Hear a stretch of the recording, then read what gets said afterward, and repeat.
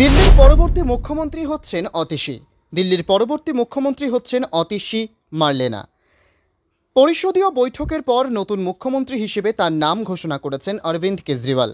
মঙ্গলবার দলের বিধায়ক সভায় কেজরিওয়াল অতীশীর নাম প্রস্তাব করেন, যা আম আদমি পার্টির বিধায়ক সভায় সর্বসম্মতিক্রমে গৃহীত হয়।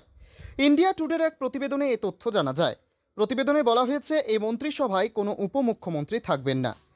অতীশী আগামী ২৬-২৭ সেপ্টেম্বর বিশেষ বিধানসভা অধিবেশনে শপথ নেবেন।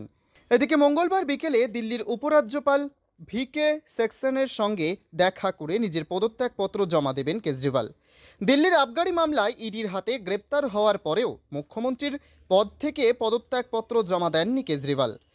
তিনি দেশের প্রথম মুখ্যমন্ত্রী যিনি গ্রেপ্তার হওয়ার পরেও মুখ্যমন্ত্রী ছিলেন।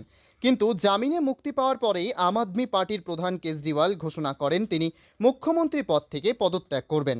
গত রোববার দুপুরে দলীয় এক সম্মেলনে আম আদমি পার্টির প্রধান জানিয়েছেন, দুদিন পরেই মুখ্যমন্ত্রী পদ ছেড়ে দেবেন তিনি। সঙ্গে এও জানিয়েছেন, পুনরায় ভোটে না জেতা পর্যন্ত মুখ্যমন্ত্রীর পদে তিনি আর ফিরবেন না।